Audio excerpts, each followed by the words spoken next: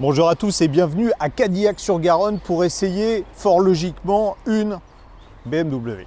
Eh oui, la nouvelle série 5 de BMW. Un modèle qui, contrairement à d'autres constructeurs, sera proposé en version électrique mais aussi en diesel et en essence. D'ici 2035, c'est vrai que les choses ont le temps de changer. C'est la version électrique qu'on essaye aujourd'hui de cette i5 avec le modèle de base avec des grosses guillemets qui s'appelle e-Drive 40. On est dans un château, c'est pour expliquer pourquoi BMW a la folie des grandeurs, parce que cette série 5, elle est presque 10 cm plus longue que l'ancienne génération. Elle mesure maintenant 5,06 m. C'était peu ou prou la taille d'une série 7 il y a une quinzaine d'années. Alors pour tout vous dire, cette voiture, quand je l'ai vue pour la première fois en photo, je vais appeler un chat, je l'ai trouvée plutôt moche. Je me suis dit, tiens, encore la calandre groin de cochon, mais quand on la voit en vrai, eh bien, c'est pas du tout la même impression.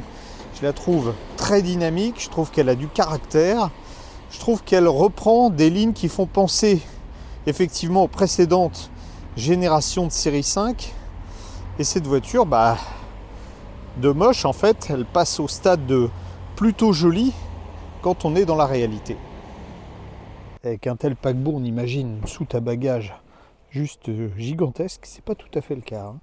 On a 490 litres, c'est très profond, vous le voyez, mais la hauteur est quand même assez faible, bien que on ait un rangement pour les câbles qui est situé sous le plancher du coffre. Si le coffre n'est pas immense, en revanche, les places arrière sont très accueillantes, avec une impression d'espace qui est encore rehaussée ici par le toit panoramique vitré. La qualité de fabrication, elle est tout simplement excellente. Et la présentation, c'est celle à laquelle on est habitué depuis un petit moment sur les BMW électriques. Et d'ailleurs, ça arrive sur les modèles thermiques avec ces deux grands écrans face au pilote. La dalle multimédia, je suis vraiment obligé de me reculer pour que vous l'ayez en intégralité. Elle fait 14,9 pouces. Elle est très réactive et on peut, et ça c'est un plus que moi j'aime bien, elle est soit tactile, soit on peut la commander par ce bouton qui est en... Alors je sais pas si c'est du vrai cristal, mais en tout cas ça le fait. Face au conducteur, un tableau de bord qui est paramétrable. Alors je trouve pas moi le design formidable. On peut mettre plein de choses. La nouveauté c'est que on peut mettre ça, vous voyez. C'est rigolo, on le testera en roulant, puisque la caméra fonctionne en roulant avec une réalité augmentée. Bien pensé, on a une petite touche de raccourci pour enlever ce qui m'agace le plus d'habitude, l'avertissement de limite de vitesse, et puis l'avertissement de franchissement de ligne. C'est même plus que l'avertisseur, c'est le maintien dans la file. BMW nous promet une expérience de conduite semi-autonome améliorée, on va le tester tout à l'heure quand on sera sur voie rapide. Pour les vitesses, on a un petit bouton en cristal aussi, comme c'est beau. On est extrêmement bien assis dans les sièges. Ici, c'est pas tout à fait le siège d'origine. Normalement, il est en cuir synthétique. Là, on a affaire à un siège BMW personnel en vrai cuir. Ça devient rare.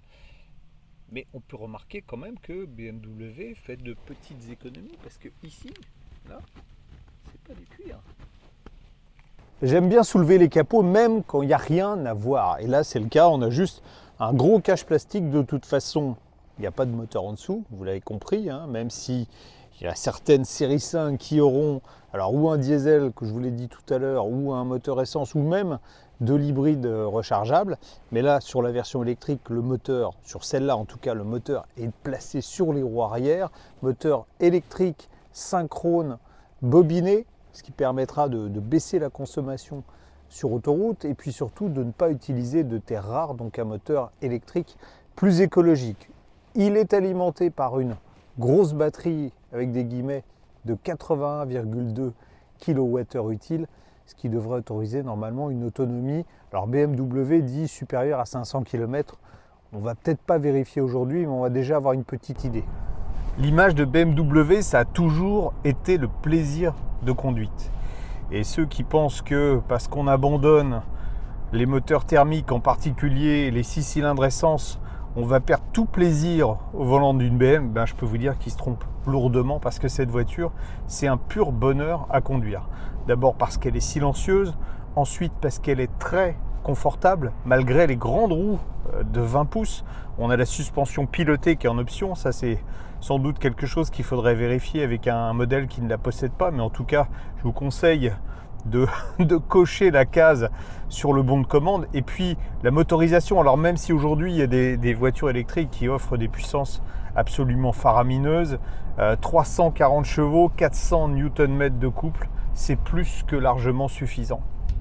Côté chiffres, le 0 à 100 est couvert en 6 secondes, mais c'est pas ça le plus impressionnant. Le plus impressionnant, c'est que on a un engin qui fait 2 tonnes 2 et on a le sentiment de conduire une petite GTI. La direction est super précise. La voiture vire à plat, elle n'est pas du tout embarquée dans les virages. Vous avez vu, en plus là, c'est gramouillé, il y a des feuilles par terre et à aucun moment on se sent en insécurité dans cette auto. C'est un pur plaisir. Et si vous trouvez que ça fait pas assez vroom vroom, vous pouvez toujours mettre en route les Iconic Sound et là ça fait écouter. Bon, ça fait un peu vaisseau spatial, mais il y a une ambiance évidemment beaucoup plus sonore. En plus du son, on peut aussi passer en mode sport et d'habitude les modes sport sur les voitures, ça change pas grand chose. Là, la suspension se durcit vraiment considérablement et puis surtout, voilà. C'est la tempête quand on appuie sur la pédale de droite. C'est d'ailleurs à se demander s'il n'y a pas plus que les 340 chevaux qui sont annoncés par BMW. Ce qui est remarquable aussi, c'est que malgré le gabarit imposant de la voiture, il faut quand même faire attention quand c'est pas très large, comme ici, mais malgré le gabarit imposant, en ville, on n'a pas trop de problèmes, en particulier quand on a l'option 4 roues directrices. La voiture arrive à se garer assez facilement. Le diamètre de braquage est tout à fait correct.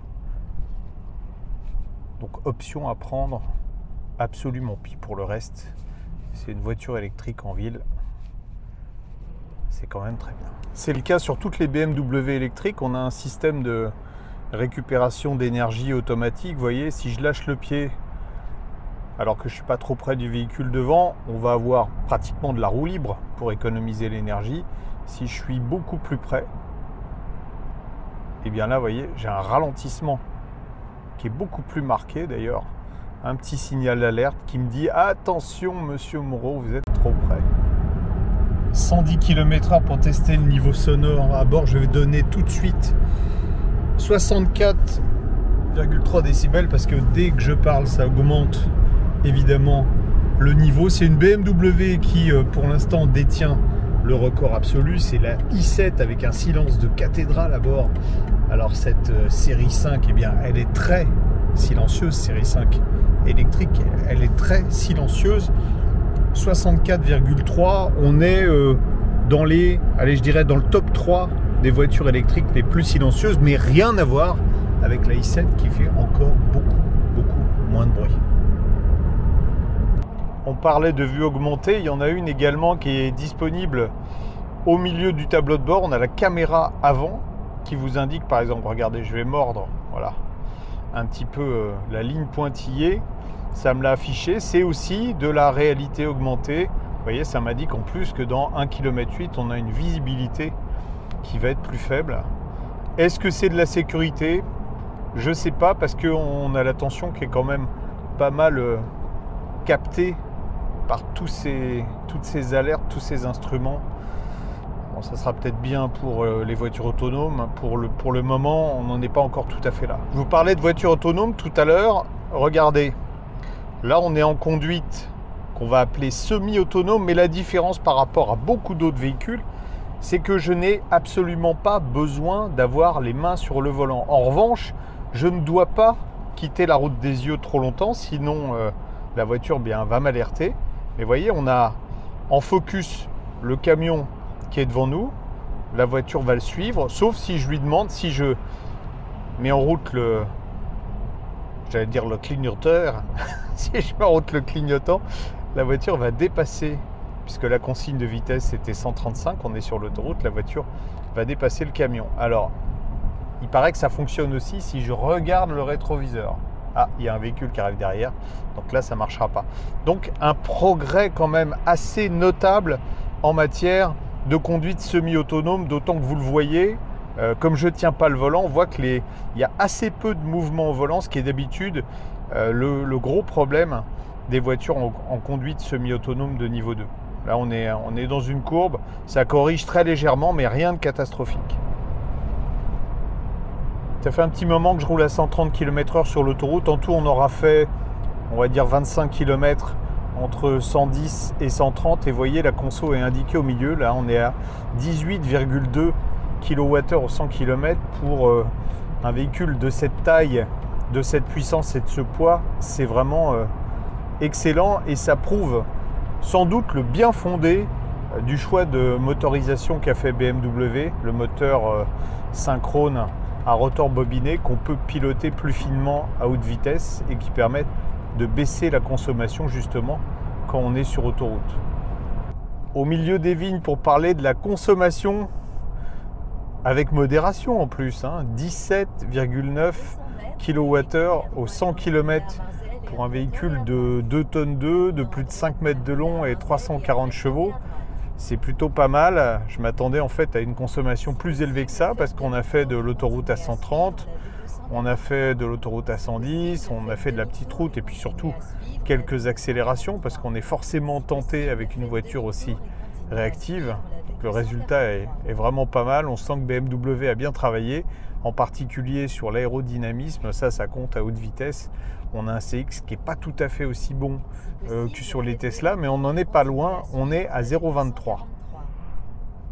Avec la batterie de 81,2 kWh, on ne fera donc pas les plus de 500 km qui sont promis par BMW. Je crois que c'est entre 470 et 570, suivant les options de roue principalement et les options de la voiture.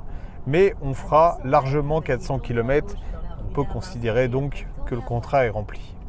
Pour ce qui est de la recharge, c'est un peu dommage que BMW n'ait pas profité de cette nouvelle série 5 pour passer sur une batterie avec une architecture en 800 volts. On est toujours en 400 volts, mais pour du 400 volts, c'est plutôt pas mal. Sur notre modèle, on a d'ailleurs l'option chargeur 22 kW de série, c'est 11 kW. Et là, je crois qu'on a une puissance de charge de 19 kW, donc c'est pas mal.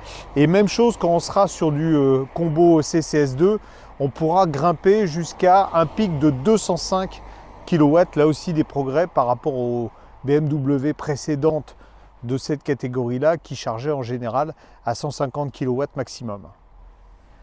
On a commencé cet essai sous la pluie, on le termine sous le soleil. Ça reflète vraiment mon avis sur cette voiture. Quand j'ai lu la fiche technique, que j'ai vu les photos, j'ai pas été réellement séduit. Et puis, quand je l'ai découverte physiquement et surtout quand j'ai pris le volant, là, j'ai réellement été conquis. Avec l'option obligatoire à 2500 € de la suspension active et des roues directrices, c'est un véhicule qui est sans doute un des plus confortables du segment. Pour comparer, c'est plus confortable qu'une Tesla S. Alors certes, en performance, c'est peut-être un peu moins bien, mais entre 340, 400, 500 chevaux, honnêtement, ça ne sert pas à grand-chose et je peux vous dire que là, c'est suffisant. Certes, les 500 km d'autonomie promis par BMW n'y sont pas, mais la consommation est relativement basse vu les caractéristiques de la voiture. On peut faire en cycle mixte réellement 400 km, la vitesse de charge est suffisamment rapide pour aller loin. Reste évidemment le tarif, on n'est pas sur une voiture chinoise, mais phrase que j'aime beaucoup, le prix s'oublie, la qualité reste. Et là, la qualité est vraiment là pour 76 200 €. Je ne vais pas vous dire que c'est pas cher, sinon je vais me faire traiter de tous les noms. Mais très honnêtement, par rapport à la concurrence, ça les vaut.